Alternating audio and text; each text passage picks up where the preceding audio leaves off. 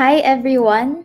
Welcome to this session of Ask Me Anything. And since we just celebrated the International Day of Women and Girls in Science, we have here with us Filipino analog astronaut Kristine Atienza. Hi everyone.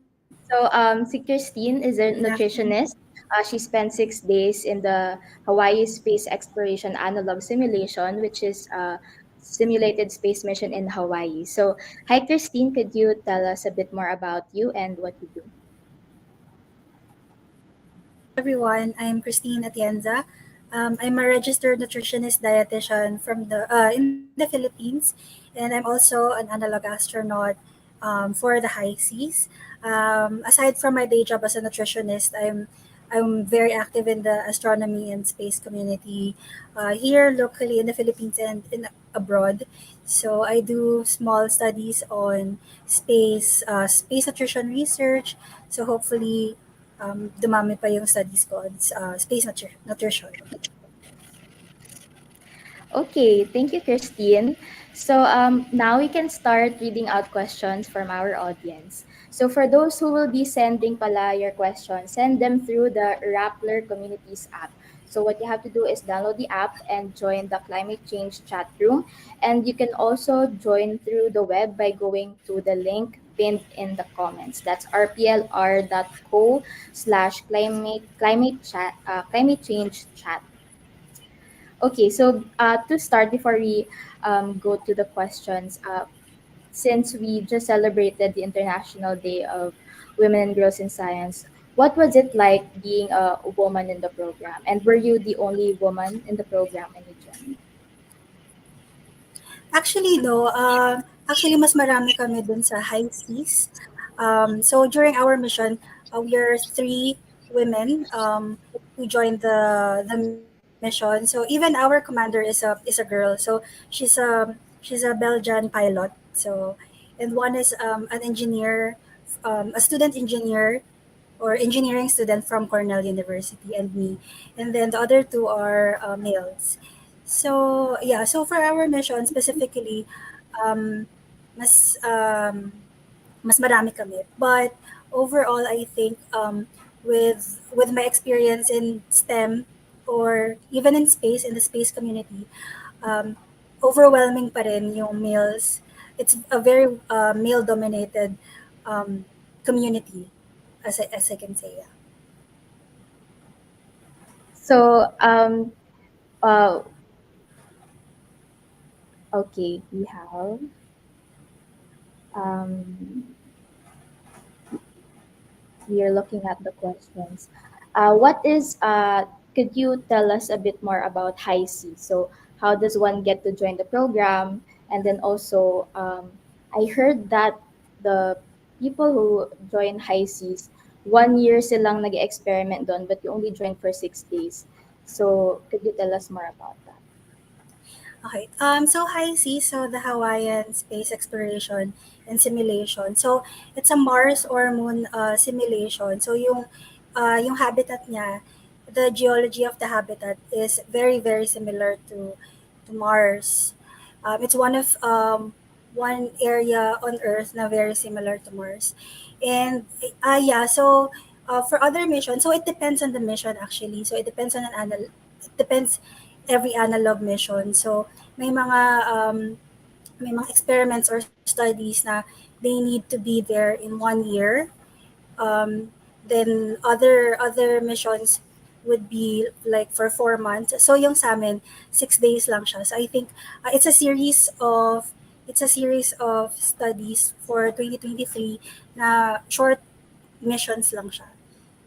Ayun. And then for how you can apply, magsisend ka lang sa form nila, and then they will send you back if so dun sa form you need to send your CV, your motivation, why do you want to be part of the analog mission, and most of the analog missions they will require you to like pitch in a proposal. So what will you study when you're inside the mission? So when you're an analog astronaut, so basically your paano ba, ikaw yung guinea pig and ikaw rin yung researcher. So, you're doing both at the same time. So, ikaw yung pinag-aaralan ng mga researchers outside the habitat, and ikaw rin mismo during your mission you need to study, you need to research to do a study or research while you're inside the habitat. So, di ba nutritionist ka? So, you said na mix of experiment siya and also mix of research. So, as a nutritionist, ano yung specific stuff na nire-research mo about? So for me, small study lang siya. So it's actually why I joined the analog mission was for space nutrition. So I'm doing analog missions before pa. So I've been part of Asclepios in Switzerland, ice in Iceland, and Lunaris in Poland. So I just quantify the nutrients, calories of the food intake of the analog astronaut versus their physical activity or yung sa metabolism nila basically. So I just compare it, and then um, why I joined is because I want to make my study better because for the longest time for the three missions I've been the researcher. So I just wanted to like, ano kaya nafe-feel ng analog astronaut. So uh, um, my goal is after ng mission is I can make my study better. Okay, so related to that, we have a question here from Ivy Pedida. Sabi niya, question din for Miss Christine as a fellow space nerd.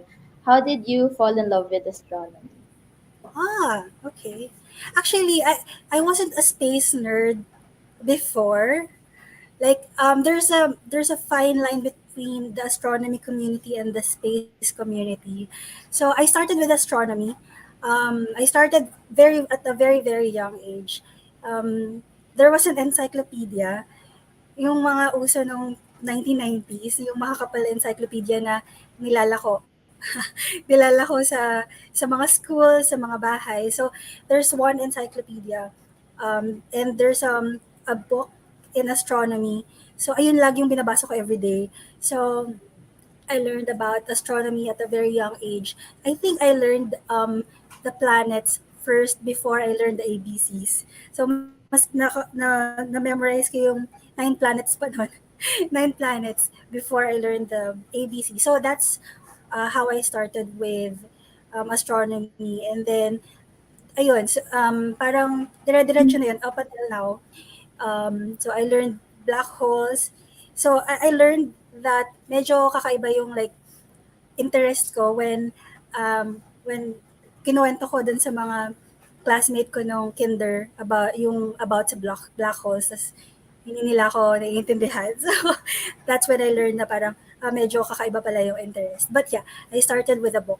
A very specific book na hindi ko na mahanap ngayon. Okay, thank you, Christine. We have another question from Jodes Gavilan. Hi, Kristine Atienza. I wanted to ask, I assume that the route you took is not the usual one taken by nutritionists, at least those in the Philippines. Were there some adjustments you had to make regarding how you view your career vis-a-vis how you learned it in school? Yeah, actually, that's correct. I view it like sobrang iba nga, like it's not a straightforward path that I took. Like I thought when I was young na I wanted to be an astronomer. I'll do this and do this and do this, and I'll become an astronomer. Pero for my case, it's not straightforward. So there were, I thought failures before. So there was a very long time that I thought my decisions in life were a failure because yeah, I had I have this passion for astronomy. So um, I got into like applied physics because that's the like ayun yung pinakamalapit sa astronomy. But then during my college days, I doubted myself, and so I shifted to another course, which is nutrition. So yeah, so basically that's the turning point. Parang medyo nilihis yung um, tawag dito, yung path ko. But I think I'm privileged enough to like to do what to still do what I love, which is astronomy and space. Even though I'm in a seemingly different path, and then somehow I've connected the two. So hopefully I can go that route. So it's a very niche path. So um, we're still paving the way, yung space nutrition. But yeah, um, yeah. So it's not a very straightforward, but I think it's one of my advantages too because it's a very niche. It's very new.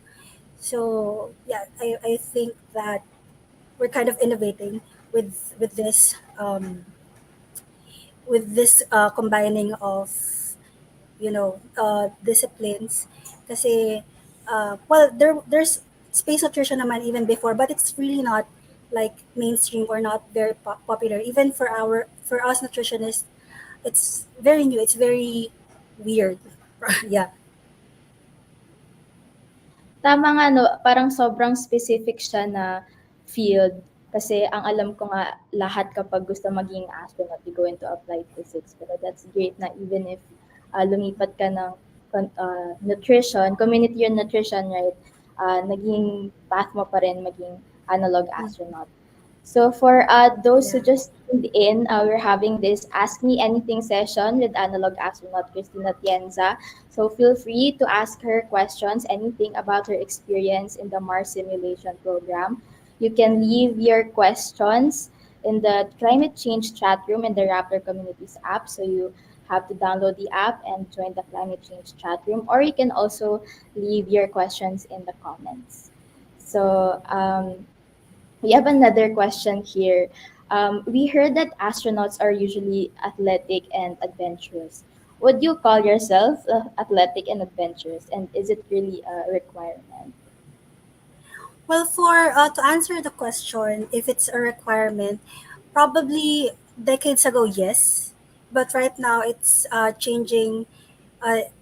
Space is changing its framework. So even if you have a disability, you can go to space. So there are parabolic missions, parabolic flights, and even analog missions for example, for Lunares that they cater for people with disabilities.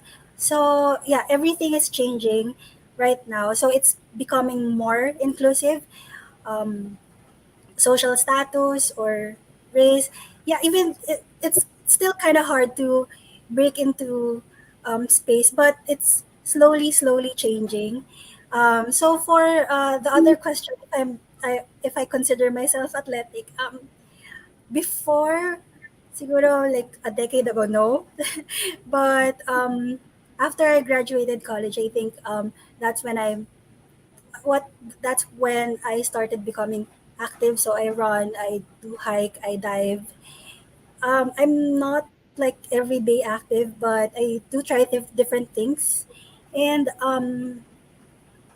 yeah. So for the other question, I think um, so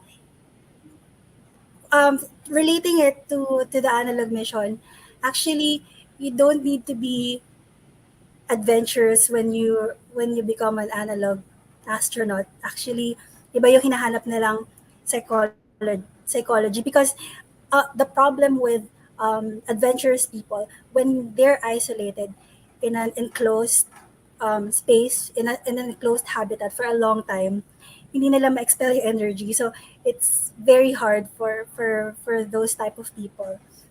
So I think mas hinahanap nila yung psyche ng mga tao na they can be bored for a very long time.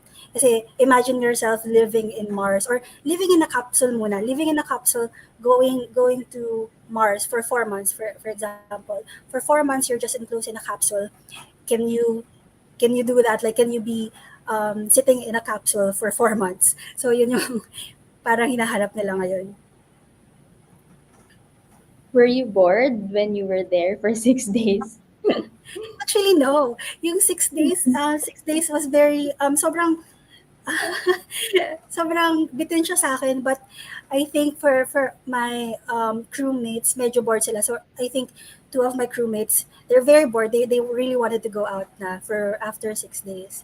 But I think because I'm introvert through and through, maraming hindi maniniwala if I say that I'm an introvert, but I'm very introverted. So I really like the feeling when I was inside the habitat. Siguro probably if it's in 1 month period, that's probably I'll feel bored na. But for the 6 days, no.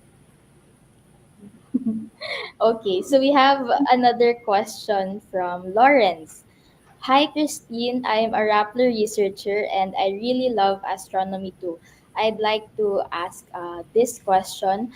Why is high seas in Hawaii? Is it true that it's the most Mars-like environment, and what makes it Mars-like?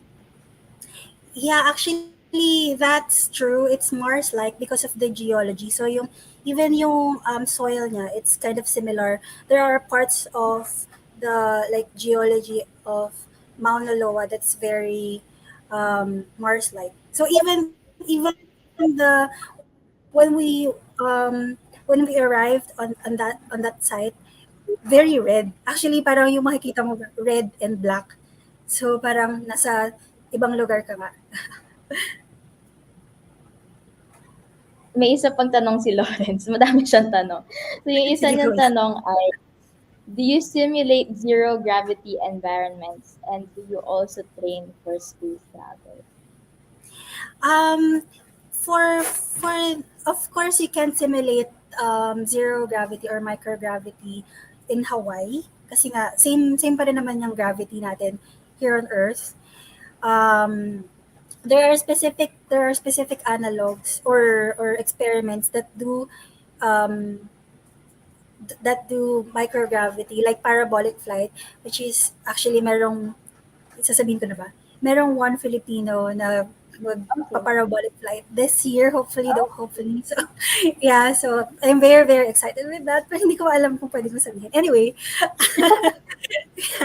but during our mission, we actually simulated what it feels like yung gravity sa Mars. So, yung commander namin, her research was yung lunar or Martian gravity walk. So, dahil maliit ako, so mababa din yung weight ko. So, kaya yung Martian gravity sa akin. So, na parang meron na kaming nakahang kami. So, parang, tapos, naglalakad kami sa, what you call that, treadmill. So, para lang ma-feel namin how it feels like walking in Mars. So, may activity kaming ganun during the mission. Sa Mars ba, mas mabigat o mas magaan? Mas magaan. So, parang medyo tumatalon ka. Not as gaan when you're on the moon, pero yeah, magaan pa rin. Medyo parang nagbabounce ka. Okay. We have another question from Lawrence again. How do space conditions affect the nutrients of food in space? Oh, that's what I want to learn about. So, actually, kasi um, yung standards natin even for the international space stations, we use the WHO standards. We use the WHO guidelines, which is yung average ng buong population sa Earth. So that's what we use. But um, personally, I really want to know what's the effect of microgravity um, in our metabolism, for example, or even radiation. So that's what I am trying to look at. Hopefully, I can go that route for my study. Okay, so related to that, Lawrence is also asking, does freeze drying affect the nutritional value of foods that are sent in space? That's the good thing about freeze drying because um, you can retain most of the nutrients. Actually, I think around, don't quote me on this, but probably around 80 to 90% yung nutrient content ng kunyari freeze dry mo siya, ayun, mariretain pa rin yung nutrients niya, probably 80 to 90%. Yun lang, texture lang yung problem. Um, yeah, but for the nutrients, it can retain most of it. Thank you, Christine. So, for those who are just tuning in, this is Ask Me Anything with Analog Astronaut Kristine Atienza. If you have questions, send them through our Rappler app. So, download the app, join the climate change channel, or you can also join through the web. The link is in the comments. And you can also leave your questions in the Facebook comments if you like. So we have more questions. We are going back to Jodes Gavilan. Meron siyang isa pang question. Sabi niya, she just listened to a podcast called The Habitat. And on parang, you sent me this, parang nandun yung, parang kinarkal niya yung one of the high seas mission. Tapos very full of drama and tension given that the participants lasted a year. Were there any similar tension during your stint inside, or maybe is being inside with other people for that long conducive for arguments? Okay. How do I start? Um, so actually, that podcast. So I wasn't really like mentally prepared when I went to the hub. Like for me, kasi parang it was just like a conference that I'm attending to. So yung napanood ko lang is like one video in YouTube, like how it's like living in high seas or ano yung itsura ng high seas. That's it. But when I went inside or when I arrived, my crewmates were talking about the habitat. I mean the podcast. So after na ng mission ko siya napakinggan. So it was very funny because may mga similar instances like for episode 2 nangyari sa amin yung toilet mishap sa episode 2. So tawa ko ng tawa, hindi ko mapigilan yung tawa ko while I was in the airport. And then for arguments, even with that 6 days, wala naman big arguments na nangyari, but there were tension. And kind of similar din dun sa The Habitat um, episode because some people or someone doesn't want to take risks. So sorry, backstory is part of our mission is or part of our day-to-day activities going outside doing EVAs and looking for like some equipment, NASA equipment, and going down lava tubes. So with us lahat suit on, helmet, backpack na mabigat. So papunta kami ng lava tube and it's not easy. So imagine like carrying I don't know how many pounds that pati yung helmet na mabigat and you can't hear even your footsteps. You can't hear your footsteps while you're walking. So you can see where your like foot lalo na pag pababa ka ng lava tube and it's like hiking down um yeah, so parang may part ng mga may ibang lava tubes na when pag nahulog ka, hindi ka na, nahihirapan ka ng kuhanin actually. Parang mahirap mag-rescue. So there are people or there's someone who doesn't want to take that risk, but someone, of course, they want adventure. So it's kind of similar to the habitat. Kasi I think there was an argument then before. I think si Shay, the doctor, doesn't want anyone to go outside doing that same activity because of the risks nga. So there's a similar instance. Then so pinag-usapan namin yun during one of the so we do debriefing every day before going to bed. So ayun, so napag-usapan siya. But yeah, I think naging okay naman in the end. But yeah, there were kind of tensions like that. Tapos 6 days lang yun, ah. 6 days lang yun. So imagine like 6 days lang. being there for a month or more. So, connected to that, may question also si Ivy Petida. This made me remember yung interview ng astronaut ni Henry Hartsfield where he shared how he was scared because in one mission, one of their payload specialists became obsessed with opening a hatch. Oh. I Okay. haven't heard of that story, but yeah, interesting. Kasi, yeah. I think, hindi naman siya questionos, but I can probably like, Yeah. I think also, I'm not sure how true is this. Don't quote me also on this, but I think there's one instance ata in the International Space Station na parang someone threatened an astronaut threatened another astronaut, so they had to like send a rocket up there just to get him down. Yeah, I'm not sure if that's true. So you were telling us about earlier yung toilet mishap sa episode 2. Ano ba nangyari dun sa toilet mishap na yun sa episode 2? Okay, so yung toilet namin. So our habitat or the highest analog mission is like um the scenario was you're already on Mars or Moon. So meron kayong medyo nakaset up na temporary habitat. So that's the habitat. And hindi pa maayos. So kakarating nyo lang. So you're one of the first humans settling in Mars. So of course there's no plumbing system pa.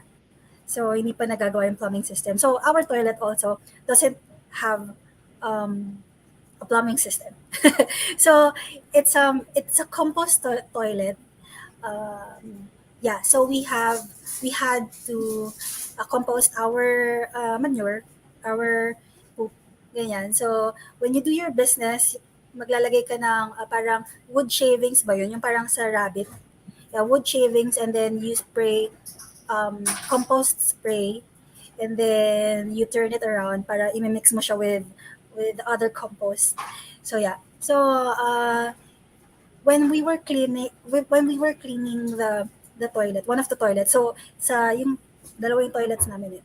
So yung meron sa second floor, then sa mezzanine, and then sa first floor. So yung sa mezzanine, um, I think puno siya. So nung nilinis namin siya, I think sumabog yung yung what do you call that, yung trash ano yan, yung plastic bag. So nagkalat siya. So yun, yan nangyayari din siya sa The Habitat. So tawa ako ng tawa dun sa episode na yun nung pinapakinggan ko siya sa airport kasi nangyari siya sa amin. So mahirap siyang linisin.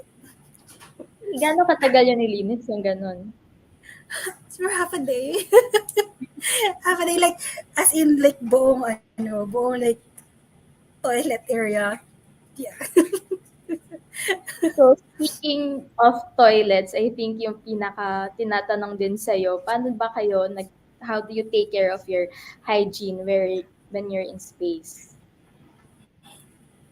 So so there's no shower. I mean, there's a shower in the hub, but for 6 days, because 6 days lang kami, we can't use the shower because I think the policy is 1 minute or 30 seconds per week. So kailangan siya naka-record din lahat. But the maximum I think is one minute per week. So yun lang. But because less than a week kami, like 6 days, we can't use the shower. And even in the International Space Station, they can't shower. So for us, ano lang, wipes. So maraming wipes. Yeah. So yeah, wipes lang. And then dry shampoo, which is ayun din yung ginagamit na astronaut sa what do you call this, sa ISS, sa International Space Station. So yeah. Pero thankfully hindi naman, wala naman sa amin bumaho kasi malamig, sobrang lamig sa high seas. And probably wala masyadong bacteria kaya wala namang amoy or anything. Yung temperature ba nun simulated din? Not really. May mga habitat na simulated yung temperature sa Mars. Like for example sa Antarctica, meron silang habitat or merong analog missions na nasa Antarctica na sinisimulate naman yung temperature. Even sa I think sa Iceland din and Switzerland, so below zero yung temperature. So temperature sinisimulate. But sa Hawaii hindi naman, pero sobrang lamig pa rin. As in sobrang lamig. Okay, so we have a new question in the app. Any advice for nutritionists who want to venture outside of their own comfort zone? Huh. Nutritionist. Yeah, I think just if you have like a certain passion about something, and then um, you want to like connect nutrition with your passion, then go ahead. You can connect things. Um, yeah. um, Venturing out, yeah, just do your interests. Parang hindi ka naman limited. You're not limited um, to your job, your work, your study. You can explore things on your own, or talk to people, ask people about um, the things that they do, or read a lot. Yeah, I guess read a lot. Read a lot. Okay. Natakot ka ba ever sa entire duration ng program before and after? Actually, hindi naman. Like, actually, I think I'm not like really mentally prepared na I'm going, because yeah, I was still working a day before the mission. So parang hindi ko siya talaga na-absorb actually. Nang nandun na ako, doon ko lang siya na-absorb. And hindi rin, during the mission, hindi rin naman ako natakot. Wala naman, yeah. Very brave si Kristine Atienza. So, again, we are here in our session, Ask Me Anything with Analog Astronaut Kristine Atienza. If you're just tuning in, you can send your questions through the Rappler Communities app. You just have to download and join the climate change chat room. You can also join through the web. The link is in the comments. And if you want, you can also leave your questions in the comments. So, let's go muna sa space exploration. And you were telling me about how people ask you na ano ba yung significance ng analog astronautics sa space exploration? Since experiments on Earth, how is it important to space exploration in general? So first thing, you can't do everything in space. First, it's very expensive. Like payloads, like 1 kilogram would cost like $1 million. So you have to do it on Earth first. Like sayang, 'di ba? Like sayang magdadala ka sa space ng something tapos hindi naman pala pwede, or there are risks. Um, so yeah, that's probably the first. And yun, so we would like to minimize any risks that can happen in space, kaya ginagawa natin yung analog every risk. So, and I think most important thing is like testing the most critical equipment sa sa space, or sa space exploration, which are the human beings, or the astronauts themselves. They're the most critical part of the space mission. So, ayun yung tinetest na analog mission. Like, what kind of people do we need to send to Mars or to the moon? That's the main question of um, every analog mission, analog space missions. So far ba, what type of people daw ba yung perfect na tumira sa Mars at sa Moon? Yun nga. So, first of all, yung hindi mabobore. And so for our mission, we had like a lot of psych tests. So, ang daming surveys. What time did you sleep? Were there conflicts? Were there conflicts sa crew members? Were there conflicts sa mission control? So, all of those, ang dami. So, psych, siguro, I think yung hinahanap nila, yun nga, yung hindi mabobore, and yung very calm in space, lalo na pag under pressure. Because there was also an activity na ginawa namin during our mission na the scenario was mawawalan ka. It's during our EVA, one of our EVAs. So yung scenario, kailangan namin ma-decode yung yung yung isang hatch, kasi if hindi namin ma-decode, mawawalan kami ng oxygen sa loob na habitat. And it's a very, very, very simple math equation. Wala kaming calculator and everything. So we had to call the crew members inside para i-compute yung equation na very simple lang. Like even elementary students can do that. Uh, pero yeah, pag kinabahan ka na, pag nagpanic ka, wala. Yeah, so that's the main point of that exercise, which is nangyari din sa International Space Station. So there was a scenario before na they had to decode something din, but they can't, like, they don't have a calculator or something. I'm not sure bakit kailangan nilang tawagan yung mission control back on Earth, pero nagbabatuhan sila ng information. So, um, mission control yung na-decode for them. So, I think okay naman. Sila. So, para pala sa mga gusto mag-space, dapat hindi madaling mag-panic. Yeah, hindi madaling Okay. mag-panic and hindi ka madaling mabore. Hindi madaling mag-panic, hindi madaling mag-bore. Okay, Oo, Lawrence. pwede mo lang social media for a long time. We have another question from G. Geronimo naman.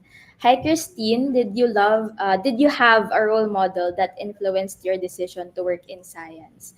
And what's it like to work in that field for women nowadays? Role model. Um,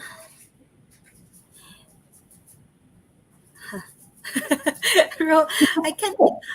There are lots of people. Okay. Um, I think growing up, there are lots of people, of course, including my mom, who was a math teacher, and then um, I think I forgot. Probably, I'm not sure, but uh, for women in STEM, um,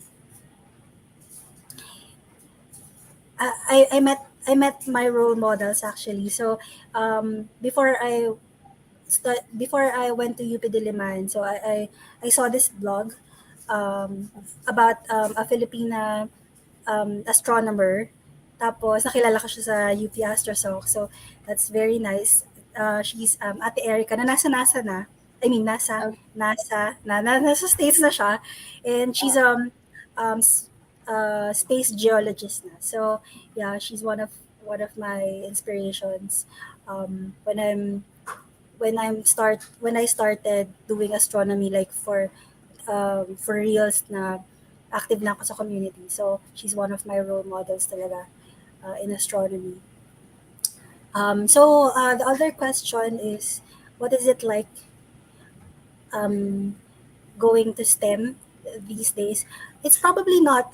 I mean, the STEM representations nowadays is way better than when it was 1970s. Um, you can't, like, what do you call this? Uh, you can compare that. I think. I mean, uh, mataas na yung na-progress ng women representation in STEM, but there's still barriers talaga in the STEM, and even especially in space community na very male dominated. So there's still dialogues going on. Maybe we don't feel it here in the Philippines that much because we can see like scientist women, or like women, our teachers women, and engineers women. But when you go outside of the country, even in Western countries, it's still really hard to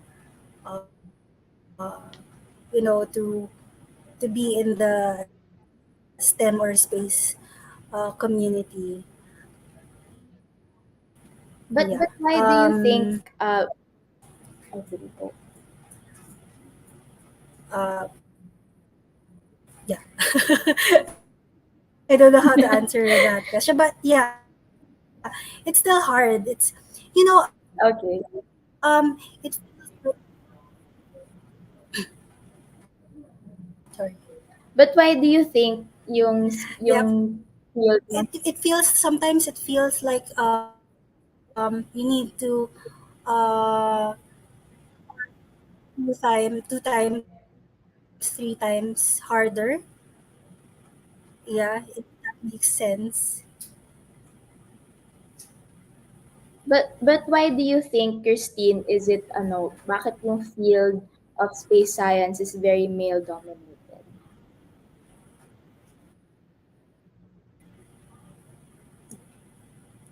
Sorry. Why do you think yung field of space science is very male dominated?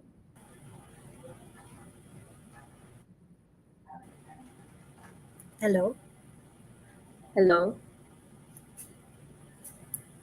I think may connectivity issues. Wala ba? But if you're just tuning in, this is Ask Me Anything with analog astronaut Space. Kristine Atienza.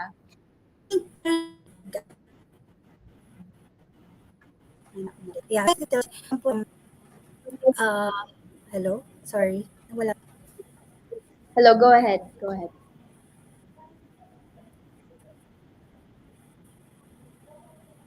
Hello? Back. Hello. I think by lag. Okay, so Yes, I'm back. a So lot. yeah, I think Okay, go. um gender bias in STEM or in space. Hello? Yeah, yeah, Yes, we can hear you. I Go think ahead. my lag. Okay. While Okay. Christine is fixing. Am I back? Yes, you are back. Okay, we can hear you. Okay. Yun. So uh I think it starts with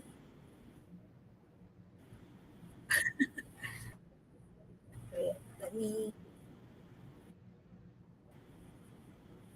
wait, my lag. Okay, may lag lang si Miss Christine. But for those who are watching, this is Ask Me Anything with Analog Astronaut. Kristine Atienza, she's been answering questions about her experience in the Mars simulation mission sa Hawaii. And we have great questions so far. So if you want to send your questions, punta lang kayo sa climate change chat room sa Rappler Communities app. You have to download, join the climate change channel, or you can also go join through the web. Yung link nasa comments, that's rplr.co/climate change chat. And if you also want, you can leave your questions in the comments na rin sa Facebook. So far, ang nakwento ni Miss Christine ay kapag daw gusto mo pumunta ng space, para dyan sa mga gusto pumunta, katulad ni Lawrence, kailangan daw hindi mabilis mag-panic at hindi rin mabilis ma-bore. So yung kay Christine, she was there for 6 days. Tapos parang since Nawala na ako. is she back? Okay. Nandun siya for 6 days. Tapos parang sabi niya kulang po yun sa kanya kasi siya ay introvert. So parang hindi siya mabilis mag-bore. Is Miss Christine back? I'm back. Am I back? Ayan, are back. Yes. Okay. Yes, go ahead. Hi. So what was the last question again? Why do you think sa space science, bakit sobrang male-dominated siya? Yeah. So yeah, I was saying a while ago na it starts actually. I think it starts at a very very young age. Kasi I think well for me for my generation, I'm not sure with this generation. So hopefully iba na yung situation ngayon. But our generation, I think people would underestimate the scientific and mathematical abilities of girls at a very young age, like preschool. So it starts with that, and it's a very it's in the system, I think. So parang at that early age, kasi dun mo nabubuo yung like what do you want to be in the future, right? So when when you make little girls feel na they're not for science, they're not for engineering, then they would believe that. And also the lack of role models in science. Pero ngayon, I can see na because of social media, it's beginning to open up to a lot of girls because there are there are lots of or there are not lots, but they can see now like female astronauts, even female Barbie. But when I was growing up, so TV lang yung nakikita ko before, and like it's not, it the framing before, or yung sinasabi ng media before is like it's for nerds, it's not like cool when you're in science. There's a very stereotype nerd girl sa TV. So yeah, I think yeah, lack of role models, and yeah, growing So up. that's good kasi you're the first Filipino woman, first Filipino, not just woman or not just a woman na naging analog astronaut. So it's great to have you as our role model. So si Lawrence, meron siyang tanong ulit kasi gusto niya talaga pumunta ng space. Sabi niya, you mentioned po about sobrang lamig. Doesn't it affect our body's rate of consuming energy to keep warm? Should astronauts eat more of a certain food group to adapt to colder temperatures in space? As a nutritionist, yes, it affects yung metabolism when it's really cold and extreme cold. So you probably need to eat more calories because calories would heat you up. So yeah, that's also I'm quantifying too. So ano ba yung standards for analog astronauts when they do this specific missions? Kasi even for analog missions, wala pang standards what to eat, what calories they need. So yeah, I'm not sure, but I'm not sure how. I think maybe I'm one of the first nutrition, or if not the first nutritionist who who became an analog astronaut, because it's still very new, yun nga. We're still coming up with um, standards for even analog missions too. So there's a world biggest analog mission coming up. So ngayon pa lang, well, recently lang nag-usap-usap lahat ng analog mission. So what standards should we do? What standards should we use for the mission? So um, they're preparing for the world's biggest analog for 2025. Ang dami ko na Okay, so sinabi, but yeah. meron na tayong spoilers sa 2025. Meron pa ng analog mission. Tapos Mm. may tanong naman si Trisha related to that. Sabi niya, is there any change in the way astronauts absorb or process food once they get back from space? I haven't honestly, I haven't read research about that. It's a good problem, ha? Baka you want to research. Or, yeah, I haven't read, but it's a good research problem, to be honest. Pwede ko bang gawin din yun? Very baby pala pa talaga tong space Yeah, yeah. nutrition. So pala, akala ko always sa every mission merong nutritionist para may magluluto for everyone. But apparently, ikaw pala yung Actually, isa. yeah, I mean, um, for the agencies, for NASA, there are like space nutrition. I mean, space nutrition is a thing na rin, but it's not like open for every nutritionist. So it's still the knowledge is still very limited. The research, parang pag nagbabasa ako ng space nutrition papers, sila-sila lang din yung nakikita ko. So it's still very limited. Um, for International Space Station, of course, they do compute calories needed by the astronauts before they go, and they also do menu tasting. So before you go, pwede kang mag-request ng kakainin mo sa space. But Okay. yeah, but because the space is opening up, and hindi na lang space agencies yung pwedeng magpadala ng astronaut in space. There are private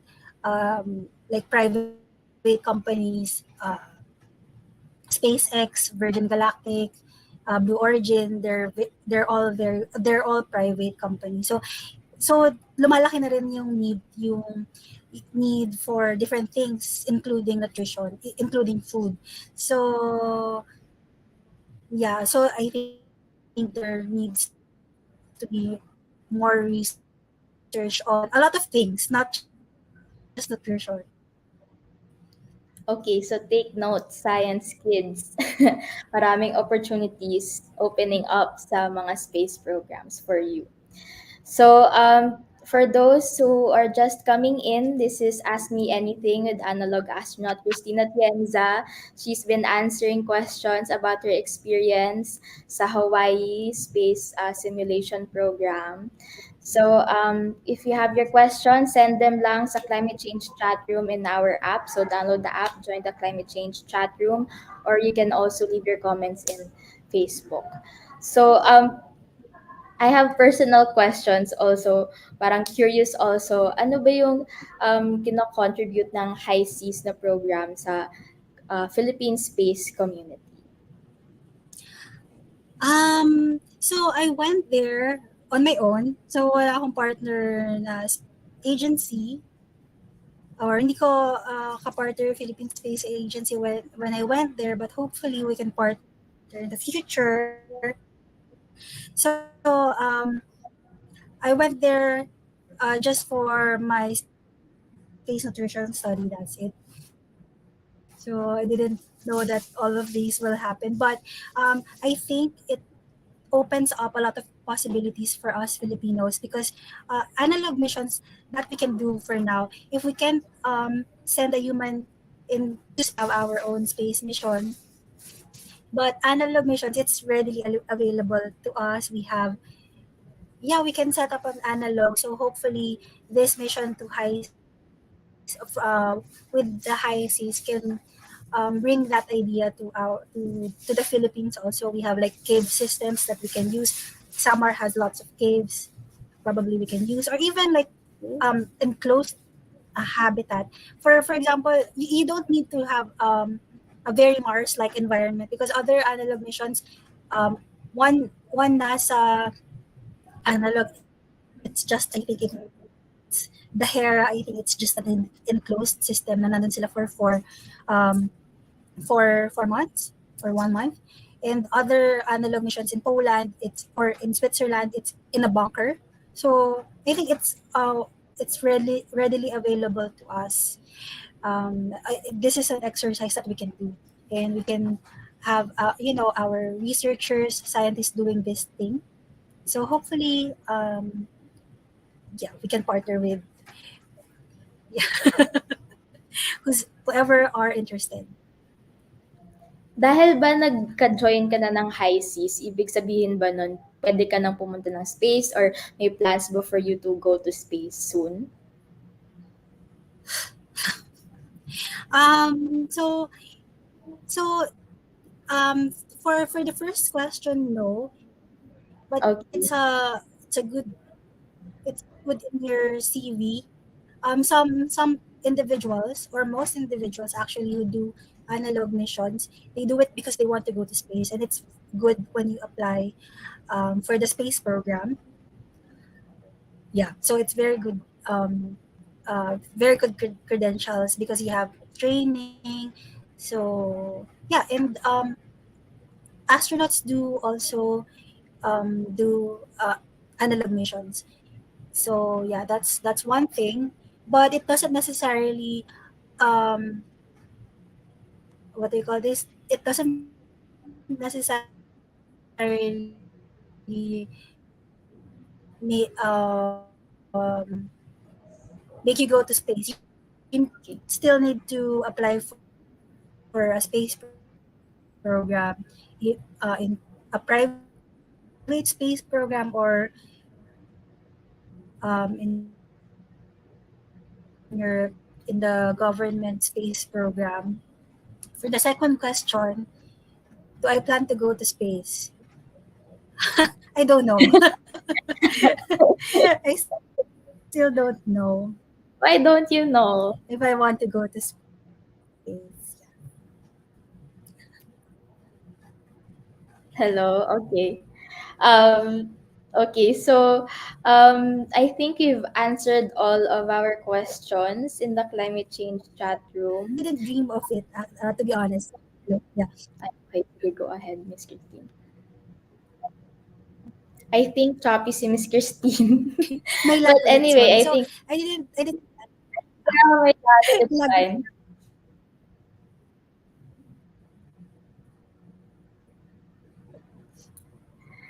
Okay. Hello? Okay, go ahead, Miss Christine. You were telling us about it was your dream. Okay. Yeah, it wasn't my dream to become Okay. an astronaut. So ngayon pa lang actually when I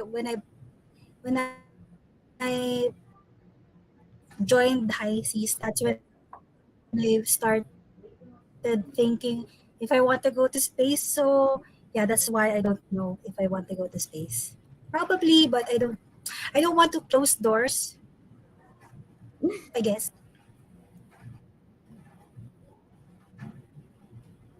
Okay, thank you, Miss Christine. I think meron ulit siyang connectivity issues. But okay, so last question na lang since we've answered all our questions sa chat room. Sa tingin mo ba, kamusta ang field of space science sa Pilipinas? And is there enough space and opportunities for women to explore yung field of space science? So what I think about the space program in the Philippines, it's really nice that we have our space agency now. It's a long time coming actually. So it's a very new agency, but I think they're doing great. Right now we're focused on remote sensing, but hopefully we can have more like program for human space exploration, something uh, on those fields.